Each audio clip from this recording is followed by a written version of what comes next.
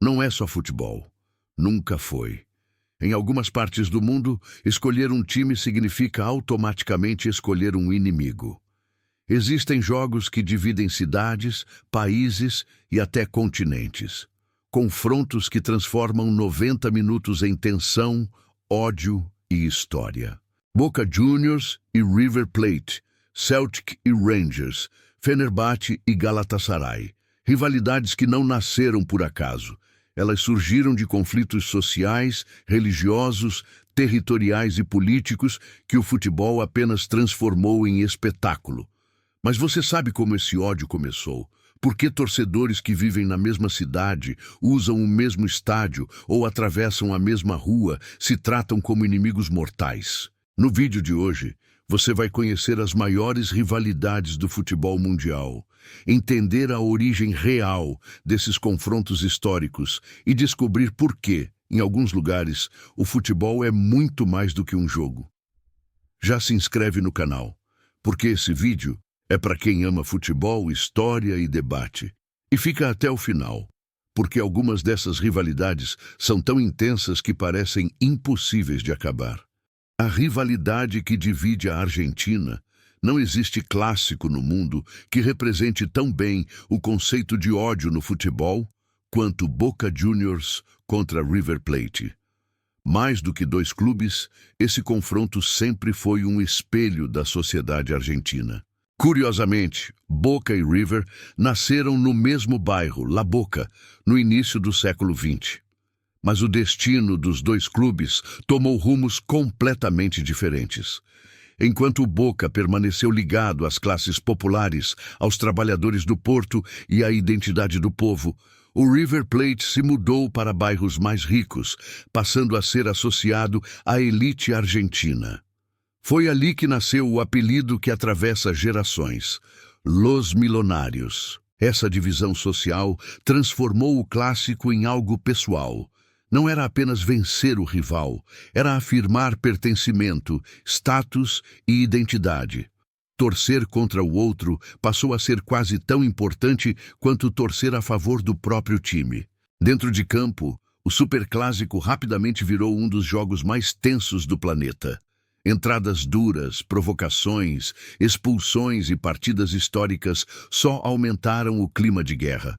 Fora dele, a rivalidade ganhou contornos ainda mais extremos.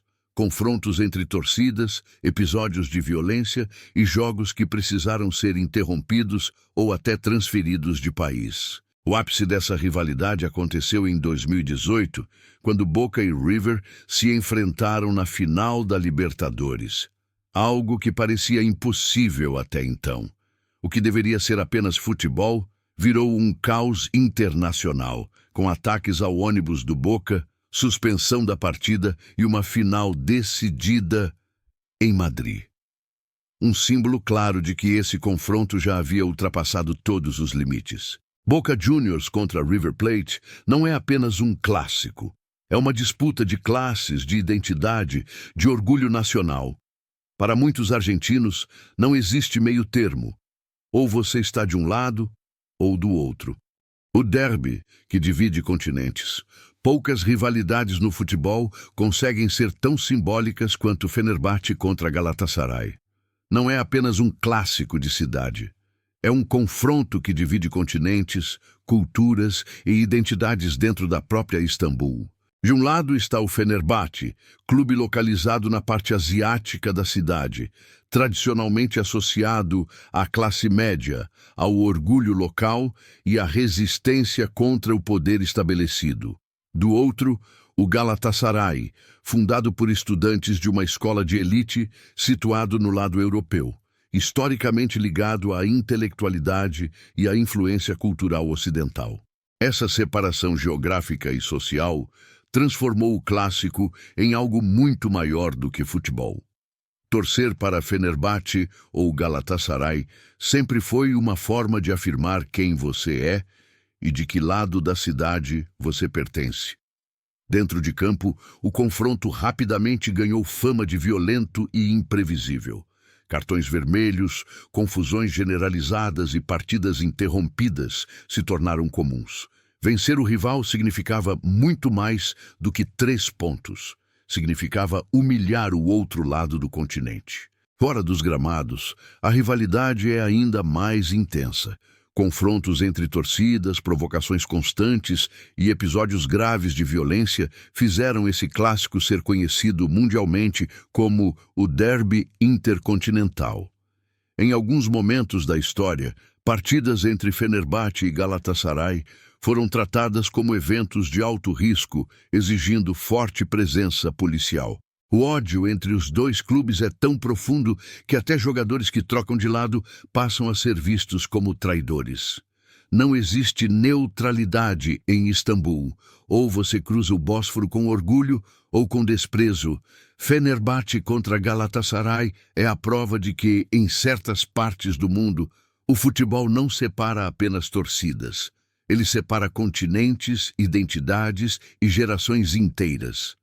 A rivalidade onde o futebol virou religião, em poucos lugares do mundo, o futebol se mistura tanto com religião, política e identidade, quanto em Glasgow, na Escócia.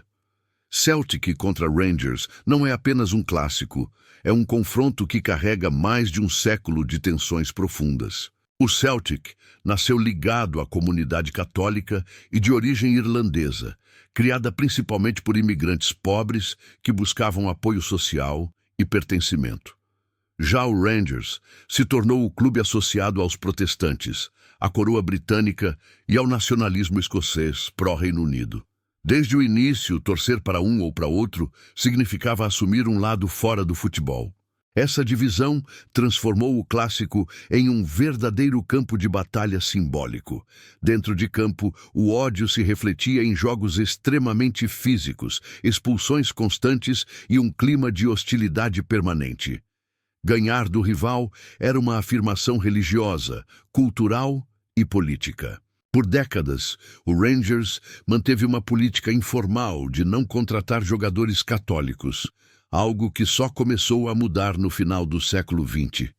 Essa postura institucional ajudou a aprofundar ainda mais o ressentimento entre as torcidas e reforçou a rivalidade como uma das mais tóxicas da Europa.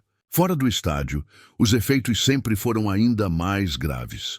Confrontos entre torcedores, agressões motivadas por religião e até crimes relacionados ao clássico marcaram a história de Glasgow. Em dias de Celtic ex-Rangers, a cidade literalmente se divide, e a tensão vai muito além das arquibancadas. Celtic contra Rangers é a prova de que o futebol pode amplificar conflitos que já existiam muito antes da bola rolar. Ali não se discute apenas quem joga melhor, discute-se fé, identidade e pertencimento. O clássico, onde a cidade se divide pelo poder, Madrid abriga dois clubes gigantes, mas que representam mundos completamente diferentes. Atlético de Madrid contra Real Madrid não é apenas um derby urbano. É um confronto marcado por identidade, classe social e ressentimento histórico. O Real Madrid sempre foi associado ao poder, à elite e ao sucesso internacional. Durante décadas, o clube se consolidou como símbolo do establishment espanhol, acumulando títulos e prestígio mundial. Já o Atlético de Madrid construiu sua identidade como o time do povo, da resistência e da luta constante contra um rival muito mais poderoso. Essa diferença alimentou uma rivalidade baseada menos em equilíbrio e mais em frustração e provocação. Por muito tempo, o Atlético foi tratado como o irmão menor, algo que só aumentou o ódio e o desejo de afirmação dos seus torcedores. Dentro de campo, o clássico ficou marcado por jogos truncados, decisões polêmicas e um domínio histórico do Real, especialmente em finais europeias. As derrotas traumáticas do Atlético em decisões contra o rival, como nas finais da Champions League, deixaram cicatrizes profundas que transformaram cada novo encontro em uma oportunidade de vingança. Fora do gramado, a rivalidade se manifesta em provocações constantes, cantos hostis e uma disputa simbólica por quem realmente representa Madrid. Mesmo dividindo a mesma cidade e, por vezes, o mesmo estádio, os dois clubes vivem em universos completamente opostos. Atlético de Madrid contra Real Madrid é o retrato de uma rivalidade onde vencer significa mais do que um troféu. Significa desafiar o poder estabelecido e reescrever a própria história. O estádio que se transforma em dois mundos. Poucos clássicos no futebol conseguem simbolizar tão bem a divisão social de uma cidade quanto o Inter de Milão contra Milan. O Derby della Madonnina não separa apenas torcidas, ele separa identidades dentro do mesmo estádio. Na origem, o Milan era visto como o clube da classe trabalhadora e dos imigrantes, enquanto a Inter surgiu de uma ruptura interna, se posicionando como um clube mais aberto ao internacionalismo e, com o tempo, associado a setores mais abastados da sociedade milanesa. Essa diferença social foi o primeiro combustível da rivalidade. O mais impressionante nesse clássico é que ambos compartilham o mesmo estádio, o San Siro. Mas, em dias de derby, o local se transforma completamente. Cada torcida ocupa seu território, com cores, bandeiras e cantos que fazem parecer que são dois estádios distintos coexistindo no mesmo espaço. Dentro de campo, a rivalidade sempre foi marcada por equilíbrio, partidas intensas e títulos importantes decididos nos confrontos diretos. Vitórias e derrotas no clássico moldaram gerações de torcedores e ajudaram a construir a identidade dos dois clubes. Fora do gramado, o Derby della Madonnina é uma disputa constante por prestígio, história e domínio da cidade. Cada troféu conquistado é usado como arma simbólica contra o rival, mantendo o ódio sempre vivo, mesmo quando um dos lados vive fases melhores. Inter contra Milan prova que, às vezes, a maior rivalidade não está na distância, mas na proximidade extrema. Dois clubes, um estádio e um ódio que nunca se divide. O clássico que nasceu junto com o Uruguai. Antes mesmo de o futebol sul-americano se tornar profissional, Peñarol e Nacional já se enfrentavam. Essa rivalidade não é apenas antiga, ela ajudou a moldar a própria identidade do futebol uruguaio.